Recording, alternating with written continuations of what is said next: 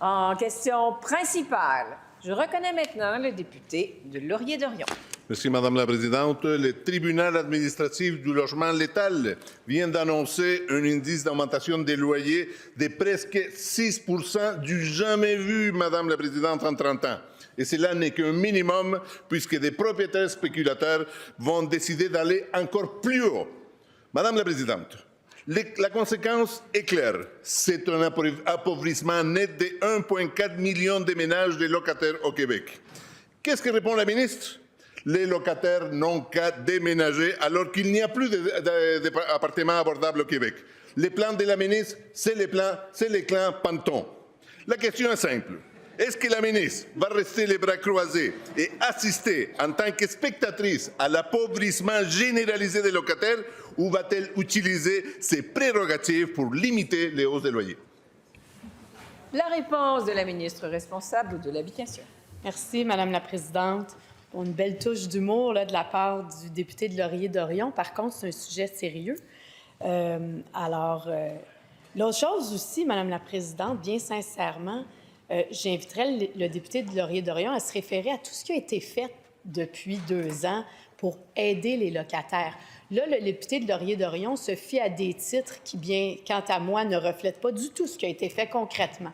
Et je vais me permettre de lui rappeler ce qui a été fait. Il y a eu notre projet de loi 31 qui est venu donner davantage de protection aux locataires, Madame la Présidente. Ensuite, le projet de loi 65 au mois de juin qui a été adopté, moratoire sur les évictions. Les aînés qui sont mieux protégés pour justement pas être obligés d'être déracinés puis déménagés. Ensuite, qui découle aussi du projet de loi 31, l'avis de renouvellement de bail qui a été modifié et il est très clairement inscrit quelles sont les possibilités pour le locataire. Il peut accepter la hausse puis rester, il peut refuser la hausse et quitter, puis il peut aussi refuser la hausse et rester dans le logement et déférer son dossier au tribunal administratif du logement, Madame la Présidente. Alors, on est là pour aider les locataires vulnérables. Première complémentaire. 6% d'augmentation des loyers. Au minimum, qu'est-ce que nous répond la ministre? Elle esquive. Bref, la réponse de la ministre est claire. Elle ne bougera pas les petits doigts pour les locataires. On a une solution pour elle. Elle devrait utiliser ses prérogatives et présenter un projet de loi pour limiter les hausses des loyers au taux d'inflation. Elle va me dire, ça ne se fait pas. Mais oui, ça se fait. Le gouvernement de la CAQ l'a fait pour les tarifs d'électricité. Est-ce qu'elle va poser enfin un geste pour les locataires ou elle va se croiser les bras? La réponse de la ministre. Madame la Présidente, là, marteler le 5,9 %, c'est une fiction aussi, Madame la Présidente, parce que c'était un exemple. Moi, je pense qu'il serait beaucoup plus pertinent d'informer les locataires que le calcul doit être fait pour leur propre logement, pour leur propre immeuble, de leur demander d'exiger du propriétaire que la feuille de calcul leur soit présentée. Et ce n'est pas tout le monde qui va avoir une augmentation telle que l'exemple proposé. Première des choses. L'autre chose, Madame la Présidente, geler des tarifs. On gèle les tarifs qui nous concernent, c'est-à-dire ceux qu'on contrôle, ceux qui sont tributaires du gouvernement, pas les tarifs dans le secteur privé. Deuxième complémentaire. L'Ontario et le Nouveau-Brunswick n'ont pas de problème à déterminer les augmentations de loyer. Mais nous avons entendu, la hausse de 6%, c'est une fiction.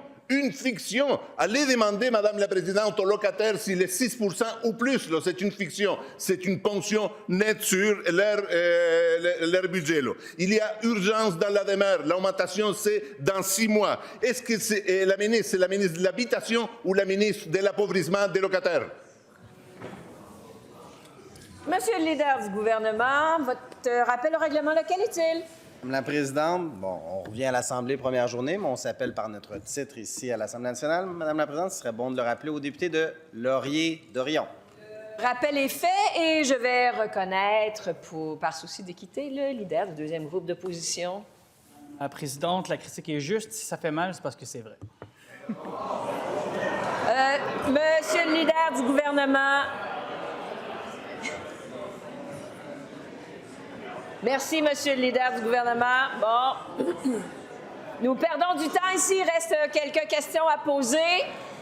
Monsieur le leader du deuxième groupe de l'opposition, Monsieur le leader du deuxième groupe d'opposition, je vais trancher. Je vous informe et vous rappelle, selon le règlement, que nous nous qualifions par notre titre, point final, et ce n'est pas une critique. Maintenant, il nous reste une réponse. Est-elle terminée? La réponse est terminée. Alors, en question... Elle n'est pas terminée. La réponse de la ministre. Alors, Madame la Présidente, je réitère là, qu'on est très conscient que c'est une situation difficile pour beaucoup de locataires. Et à preuve, en novembre dernier, on avait une campagne de communication. Ça ne s'est jamais fait. Aucun gouvernement avant nous a fait ça. Alors moi, je les mets mes culottes, puis quand il y a des choses à faire, je les fais. Et on informait les locataires, les propriétaires, de s'assurer de connaître leurs droits et obligations pour mieux s'entendre, mieux se comprendre parce qu'ils s'entendent mieux. Et en ce moment, Madame la Présidente, il y a encore une campagne qui roule pour rappeler aux locataires que s'ils souhaitent déménager, de s'assurer d'avoir trouvé avant d'annuler leur présent bail. Alors, on est très présent sur le terrain et on essaie d'aider, Madame la Présidente.